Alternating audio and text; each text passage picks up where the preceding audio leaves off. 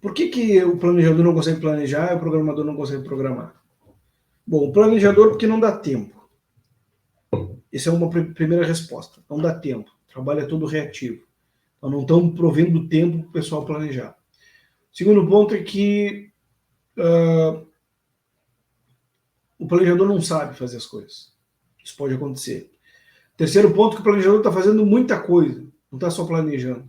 Está planejando, está programando, está controlando, está lançando ordem, cara, criminoso. Planejador de manutenção lançar ordem de serviço é um crime. Não é planejador. Não é mesmo, não é mesmo. Porque lançar ordem de serviço é uma coisa simplória. Simplória. É simplória. Então qualquer bota um estagiário, bota um assistente, eu não sei, cara, qualquer coisa, mas não pode. Na realidade, para mim, essas ordens, eu deveria, na minha concepção, e eu faço assim, quem lança a ordem é a própria execução.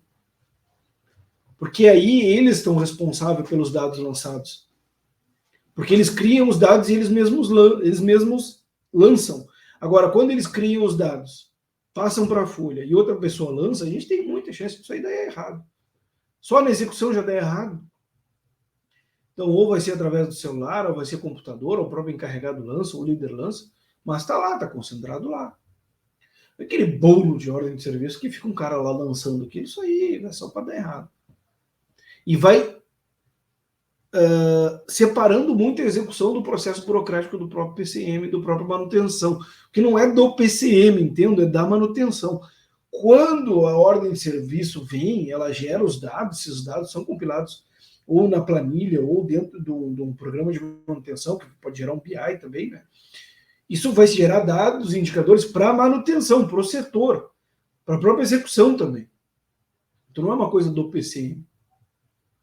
Então só esse parênteses assim, não me lançar a ordem de serviço, para mim não deveria ser uma tarefa do PCM, deveria ser uma tarefa distribuída entre a manutenção. Por quê? Porque se cada mecânico lançar só a ordem, é 5 minutinhos. Uma pessoa lançando 10 ordens, aí já não é mais 5 minutinhos. Né? Então, isso é um ponto. Então, o que eu estava falando é, por que isso acontece? Bom, essa questão de, primeiro, não dá tempo do planejador fazer.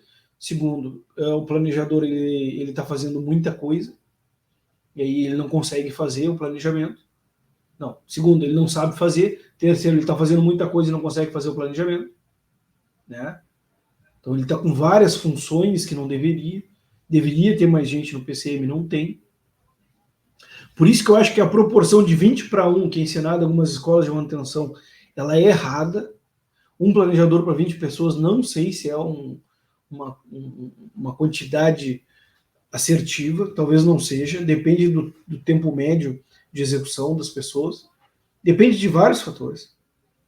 Eu acho que dizer isso assim não é um bom referencial.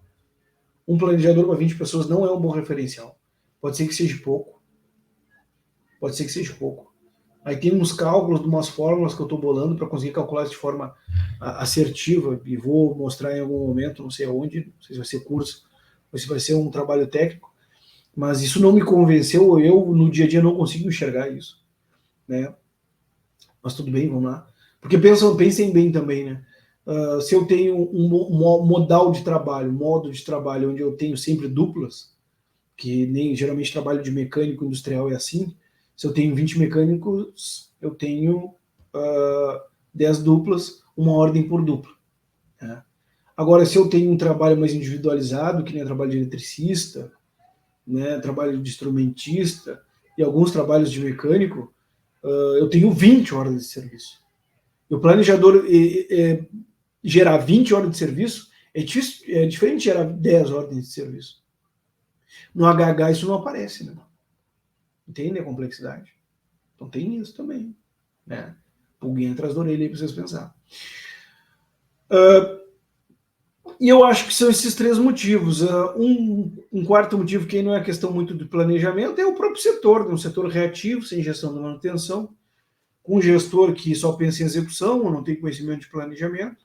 Então ele está numa situação, às vezes, com equipamentos novos, ele não está vendo o buraco que ele está se enfiando. Às vezes está pensando muito em custo. está executando muito e planejando pouco. Isso é um problema, porque o ideal seria ter planejar muito e executar pouco. Essa seria a melhor função, melhor ideia. Então, não entende o planejamento como investimento, acaba vendo o planejamento como um custo, acaba levando ferro no final das contas, se não agora em algum momento vai levar.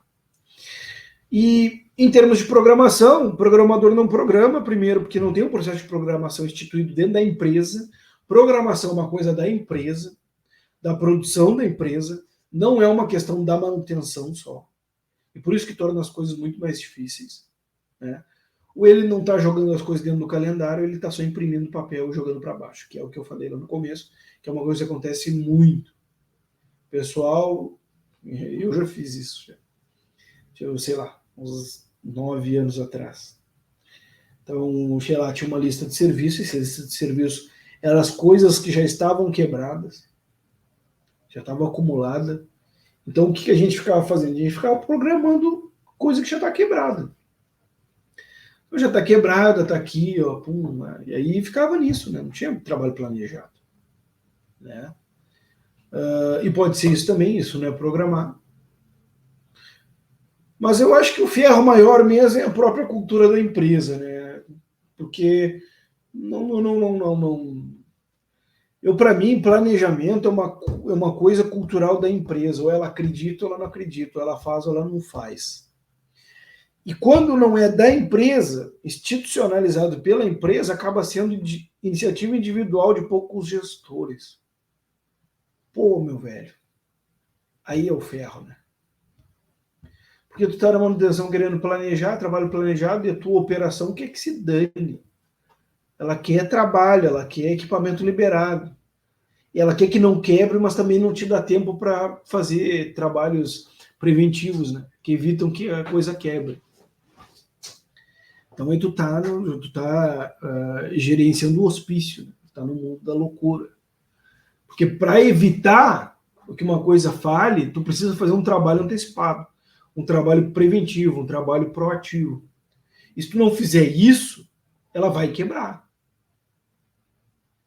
E quando ela quebra, isso que é importante, e se uma coisa ficar gravada desse podcast, dessa live, é isso.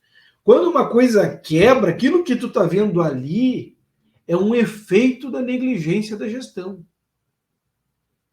O que tu está vendo ali é uma coisa que poderia ter sido evitada. O que tu está vendo ali é a prova cabal que algo está errado, algo deu errado, algo passou. E não deveria ter passado. Então, a manutenção ela existe para evitar que falhas aconteçam, não para consertar falhas que já aconteceram. E lá dentro da tua gestão, tu vai ter que ter um time focado em evitar que falhas aconteçam e um time focado em corrigir falhas que já aconteceram. Nunca esqueçam da estratégia do barco, dos barcos, né? Então, manutenção planejada, preventiva, é o porta-aviões, e a manutenção corretiva é o contra-torpedeiro, né? Então, eu acho que contra-torpedeiro é um navio, não tenho certeza. Mas é o que combate ali o que está acontecendo agora. E a preventiva, a programa planejada, ela está vendo as coisas que vão evitando que as falhas aconteçam. Então, tem um monte de falha vindo, todos os equipamentos caminham para a falha. Eu já falei isso já, né? Mas todos os equipamentos inexoravelmente estão caminhando para a falha. Não tem como fugir disso. Por desgaste, atrito, má operação, má manutenção, um projeto ineficiente, um monte de coisa. Resistência baixa, falhas aleatórias, pode acontecer também. Então está tudo caminhando para a falha. Então, uma estratégia da manutenção, que é a estratégia dos barcos, é ter uma equipe corrigindo as falhas que estão acontecendo e uma equipe robusta impedindo que falhas aconteçam. Perfeito? Legal? Então essa é a estratégia dos barquinhos aí e que vocês devem adotar aí na gestão de manutenção de vocês. Bacana?